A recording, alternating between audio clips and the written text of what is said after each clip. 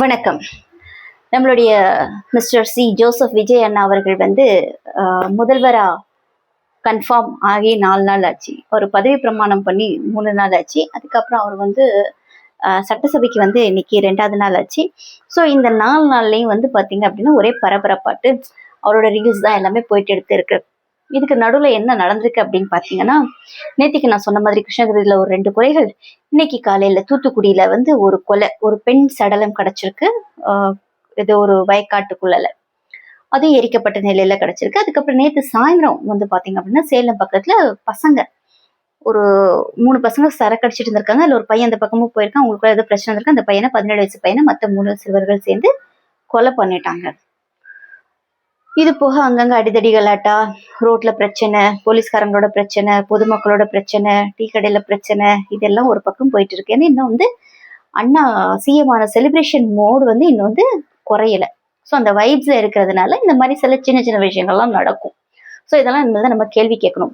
இதுக்கு நடுவில் இன்னைக்கு சட்டசபையில வந்து உதயநிதி அண்ணா அவர்கள் வந்து என்ன சொல்லியிருக்காரு அப்படின்னா, நாங்க வந்து சனாதனத்தை கண்டிப்பா ஒழிப்போம் அப்படின்றது நாங்க ரொம்ப ஸ்ட்ராங்கா இருக்கோம் அப்படின்னு சொல்லியிருக்கிறாரு. இதை கேட்டோடனே நம்மளுடைய வானதி ஸ்ரீனிவாசனுக்கு ரொம்ப கோபம் வந்து பொங்கி, இப்படிலாம் சொன்னதுனாலதான் உங்களுக்குலாம் மக்கள் வந்து உங்களை விரட்டி விட்டுட்டாங்க அப்படின்னு அந்த லைனை படிக்கும்போது ஒரு சிரிப்பு வந்துச்சு பாருங்க. எனக்கு எப்படி சிரிக்கிறது அப்படின்றது தெரியல. ஏன்னா மக்கள் வந்து திமுக மட்டும் விரட்டலாமா, உங்களையும் சேர்த்துதான் விரட்டிருக்காங்க. அப்போ உங்களை எதுக்கு விரட்டாங்க அப்படின்றது கொஞ்சம் உங்களால புரிஞ்சுக்க முடியுதா என்னன்னு தெரியல. ஸோ சனாதனத்தை ஒழிப்போம்னு சொன்னனால மக்கள் எங்களை விரட்டிட்டாங்களாம். டெஃபினட்டா அது கிடையவே கிடையாது. ஜோசப் விஜய் அவர்கள் வந்து சிஎம்மா வரணும் அப்படின்றது பாஜக முடிவு பண்ணி வந்தது. இது போக போக தெரியும். குற்றச்சாட்டு இல்லை, எங்கள் புரிதலுக்கு உட்பட்டு நான் சொல்லக்கூடிய விஷயங்கள். இதுல இன்னைக்கு ரொம்ப பெரிய ஒரு விஷயம் நடந்திருக்கு. அண்ணா வந்த உடனே மாற்றம் என்ன வந்துச்சு அப்படின்னு பாத்தீங்கன்னா, அண்ணனுடைய ஆஸ்தான ஜோதிடர் அவர்களுக்கு இன்னைக்கு வந்து சிறப்பு அரசு பதவி கிடைச்சிருக்கு. அது என்ன பதவி? சிறப்பு அரசு பதவி. அந்த பதவியில அவர் என்ன பண்ண போறாரு அப்படின்றது எனக்கு தெரியல. மக்களே, உங்களுக்கு எதுக்கு தெரிஞ்சிச்சுன்னா கமெண்ட்ல பண்ணுங்க.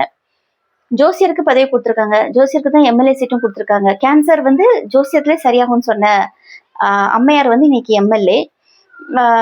ஹார்ட் அட்டாக் வந்துடுச்சுன்னா ஏதோ ஒரு நகமாக அந்த மந்திரத்தை சொன்னா ஆயுள் இருக்குது அப்படிங்கும்போது அவங்களை வந்து காப்பாத்திரலாம் அப்படின்ற ஒரு ஒரு விஞ்ஞானபூர்வமா ஒரு அறிவுபூர்வமான ஒரு விஷயம் சொன்னவருக்கு வந்து இன்னைக்கு வந்து சிறப்பு அரசு அதிகாரி பதவி வந்து அவங்களுக்கு கொடுக்கப்பட்டிருக்கு. இதை விட ஸ்பெஷலா ஒண்ணு சொல்லிட்டு இருக்காங்க. என்னன்னா, மேடம் த்ரிஷா அவர்களுக்கு வந்து ஸ்பெஷல் செக்யூரிட்டி கார்ட்ஸ் ப்ரொவைட் பண்ணியிருக்காங்க அப்படின்றாங்க. எதனால த்ரிஷாக்கு ஸ்பெஷல் செக்யூரிட்டி கார்ட்ஸ் அப்படின்றது எங்களுக்கு புரியவே இல்லை.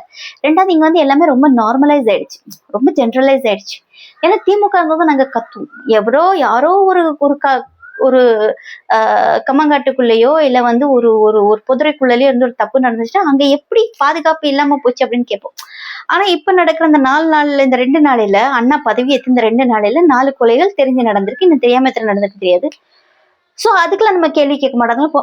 அது ஓகே, செத்துட்டு இருக்கு, அதுல நடக்கதானே செய்யும், அது ஒன்றும் பிரச்சனை இல்லை. இப்ப என்ன விஜய் அவர்களா போய் சொல்றாரு இப்பெல்லாம் பண்ணுங்கன்னு? அதெல்லாம் இல்லை.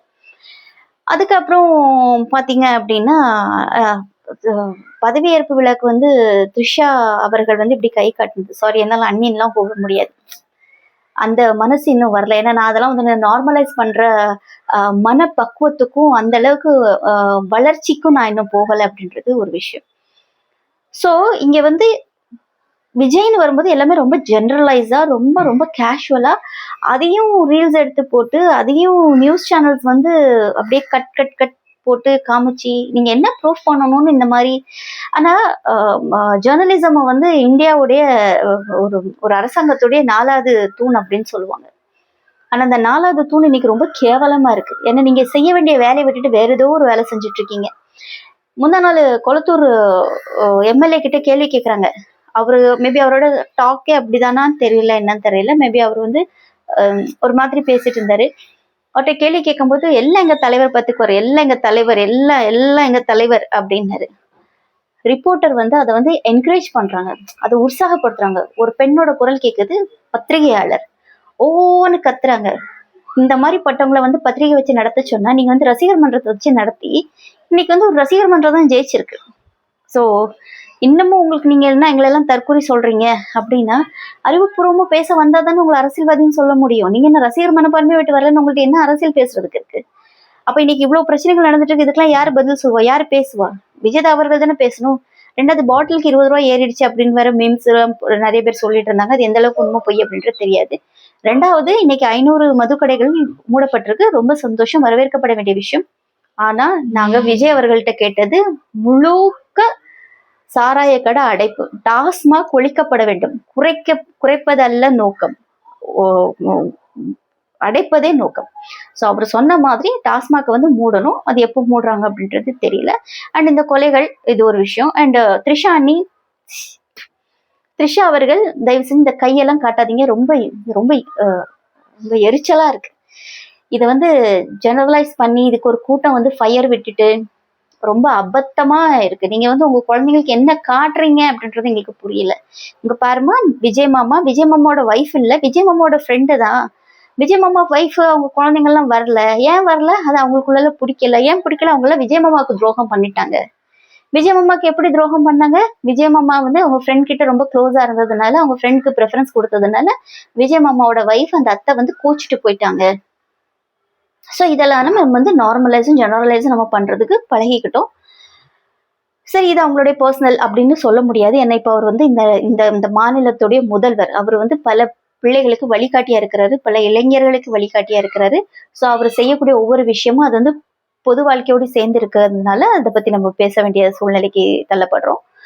அண்ட் இன்னைக்கு இவ்வளவுதான் விஷயங்கள். அடுத்தது என்னென்னன்றதுலாம் தெரியாது மக்களே. ஸோ நான் பேசிட்டு இருக்கும்போது என்ன கொலைகள் எங்க நடக்குது அப்படின்றது தெரியாது.